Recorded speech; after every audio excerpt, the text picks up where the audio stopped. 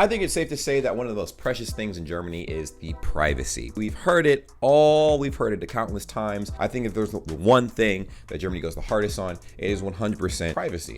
People have the right to their privacy. People should have the right to their privacy. But in today's video, we're going to be covering how that could possibly be threatened right now with some new events that have taken place in Germany. Yes, I got this from the DV website. I'm going to cover a lot more articles from there because I figured, you know, since my audience is predominantly German and Serbian, you know, this is pretty applicable. So right here it says Germany's delivery drivers' data privacy threatened, but this could be a bigger issue than just the delivery drivers. But right here it says Germany's biggest food delivery service, Lieferando, has been accused of illegally monitoring delivering cyclists' data. But in Berlin, drivers say that it is the least of their worries. So it is much nicer to do this job now than when there was snow on the ground, Miguel laughs as he cycles through the leafy Berlin park by the river under the midday May sun, clad in the ubiquitous bright orange Lieferando delivery uniform. I've actually seen this delivery service on several Netflix shows. I didn't think that that was a big delivery service. So we have DoorDash, you guys have Lieferando. Minutes before, he switched on the Scuba app, the main working tool for him as a delivery driver. The app told him where to go to make his first delivery of the day, and he's even given the exact route to cycle, a 7-kilometer round trip to a sandwich shop and then to an address in Berlin Mitte where a customer awaits their lunch. As soon as the app is activated, Miguel, who did not want to use his real name, is also handing over his phone's GPS information to supervisors and managers of Lieferando. He happily ignores the suggested route to head through the park, but the app, which monitors his location through the 6-hour shift, has saved his data. The delivery takes around 45 minutes.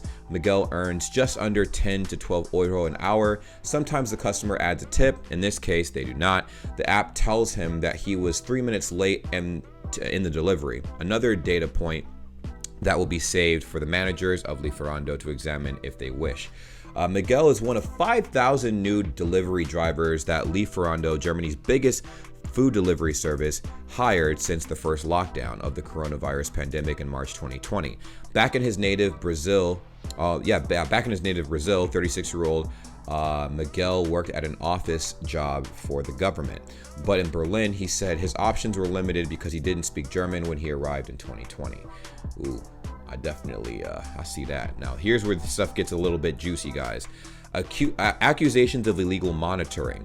His employer, which is owned by Dutch multinational Just Eat Takeaway and operates under different names in 23 countries, was just last week accused in the German media of illegally monitoring and collecting workers' data. Under the EU General Data Protection Regulation, individuals have the right to know what personal data companies store about them, and employers should not closely monitor employees' location and data, making this monitoring illegal.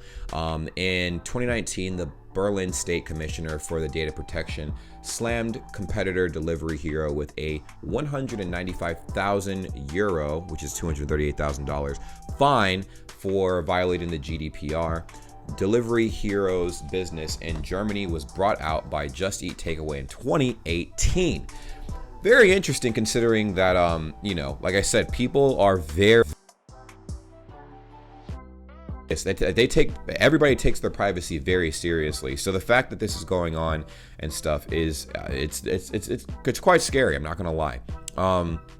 The close monitoring of employees and the employment relationship is not permissible under data protection law, regardless of the type of location of a company, Commissioner Maya Smolczyk told DV. But in a statement to DV, Lieferando denied misusing drivers' data. It is needed to assign orders to drivers and for the food tracker feature that allows restaurants and consumers to check the status of their order, which is another thing I was going to bring up. If you're doing delivery driving stuff, right?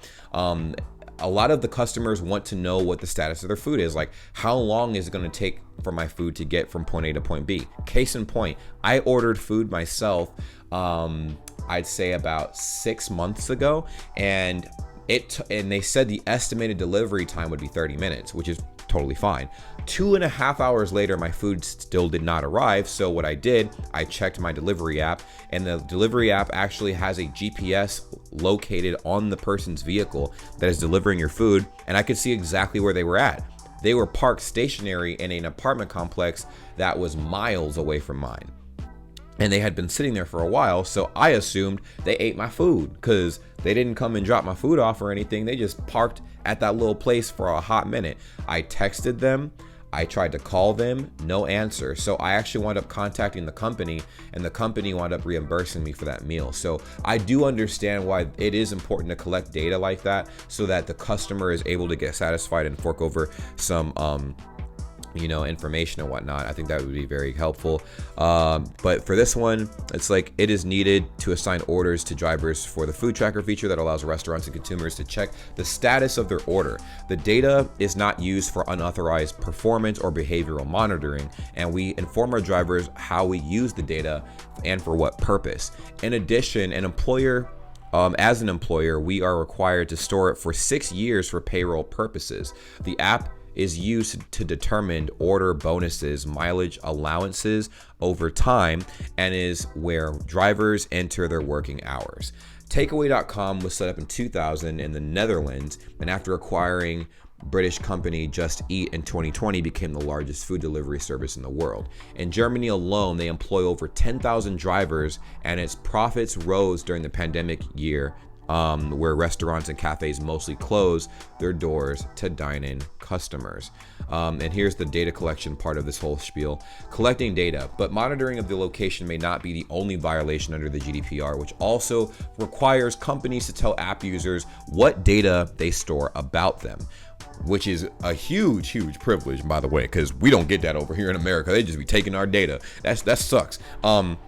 But that's a right in Germany, of course. Konstantin, age 32, moved from his home country, Greece, to Berlin last year to kick off a career in web development and has worked for Lieferando part-time since March. He was aware that his data is tracked minutely, and he does not the full extent of this tracking. He does not like the full extent of this tracking. For example, if the Scuba app can collect data from other apps on his phone. That's really messed up. I don't feel comfortable knowing that they collect my data. I don't feel comfortable knowing that they collect my location or my data, but I do know that other apps on my phone, Facebook, Google Maps, do the same. But it is a concern, he told DV. He also said that he sometimes takes longer breaks or does not follow the map exactly, and has not yet been criticized for it, although he knows this is being tracked. But for him, the way he's being treated and the job is more important. I don't want to be treated like just a delivery boy, he said. Our restaurant worker was really rude to me and yelled when I went to pick up the food because I was listening to music while I waited. That really annoyed me. For Miguel, regulation is the problem. But he said as long as a large number of delivery cyclists in Germany come from countries where workers' rights are even less protected, he suspects there will be little momentum for change. Meaning there is pretty much little to no incentive to change these things. Obviously, if there's people that are coming from other countries that have way worse conditions, like getting your data collected is probably the least of your concerns. If you come from a country that has a lot of malicious things that happen on the daily basis, so this is the final little stanza, and then we'll talk about this at the end. Digital company is the real world. It is impossible to estimate an average salary for Lieferando drivers in Berlin, as so many work only for a few hours a week. But for someone like Miguel, it gives him a little over $1,000 a month, or 1,000 Euro a month. Rent in a shared apartment in Berlin can begin at around 400 euro a month, while drivers also have to have their own private health insurance. In comparison to average wages in countries like Brazil or India, these working conditions may seem advantageous, actually. But Lieferando is one of only many delivery companies out on the streets of Berlin. Unlike Lieferando, many of these do not directly employ workers, instead contracting them out through third parties. Under the current European labor law, such an arrangement is legal. Such an arrangement is totally legal. Earlier in May, Spain became the first EU country to require food delivery companies to give their riders workers' rights. Additionally, for the majority of bikers, the job is only a temporary fix. Miguel will have to leave Berlin in a few months, while Constantine hopes to get a full-time job in web development soon. Lieferando will do just about the minimum that is allowed under the German law in terms of data security, payments, and workers' rights, Miguel added, shrugging. They are a digital company offering a real-world service. The laws have not kept up. Back in Berlin, Mitte, seconds after his first delivery is done, the Scuba app on his phone beeps. There is another assignment, this time even further across the city. He smiles ruefully and cycles off. This is actually insane. And I say this because obviously that's the number one thing that everyone is concerned about. Their data being protected. Now, the reason why this can actually be a thing for people who aren't delivery drivers, as you heard in the article, Facebook, Google, YouTube, things of those platforms of that nature, they're all collecting your data, whether you guys know it or not. They're all actively collecting your data. And I know Germany and the EU in general are trying to put laws against that so that their data cannot be collected without the user's permission. But the rebuttal has always been, if you don't want your data collected, don't use the platform. So let me know what you guys think about this in the comments down below, because this is a very serious issue. I've just made my peace with it, honestly, because I know my data is being collected all the time. You can find pretty much any information about me, which is very scary, but at the same time, like, what can I do, you know? Clearly, if people want to have access to your information, they will get access to your information, whether you want that or not. What do you think would be a good solution for something like this, where people aren't having their data just snatched from them, like, without their permission? And I don't know, I don't know, how do you guys feel about this whole thing? And how many of you guys actually do delivery driving and stuff like that? Because we might actually have a few people that are subscribed that that do this for a side hustle or something like that. And explain your experience in the comments down below, because I kind of want to make another video on what a day in the life of, like, you know, delivery drivers and stuff in Germany, what that life is like versus people in America. That would be a very interesting topic. But that's pretty much it. Love you guys. Thank you guys so much for watching, and I will see you guys very soon. Take care. Peace. Well, what a pleasure it is to see all of your beautiful faces at the end of this lovely video. Subscribe if you haven't already. I'm sure you know, as I've mentioned in the past, we do have a Discord that's linked in the description down below, and we would love to have you a part of the world's greatest community ever, Bray Gang. Yes, if you've made it to this point in the video, you're officially a part of the community. So go ahead, join the Discord server. Link is in the description down below. And we also have other social media as well, like Instagram, Twitter. We're live. We go live on Twitch quite often as well. So it would behoove you to, you know, go ahead and subscribe to the Twitch channel at twitch.tv/JamesBrayGang. Join the cause and be a part of the greatest, literally the greatest community ever. Okay, it's simple. Just go ahead and do those little things. We're trying to grow on all these little platforms and everything, and it really means a lot. Now, I know you guys stumbled up across the channel and you're like, what does this guy post? Like, what kind of content does he post? Reactions, vlogs, pretty much whatever comes to my mind. All right, it's random content.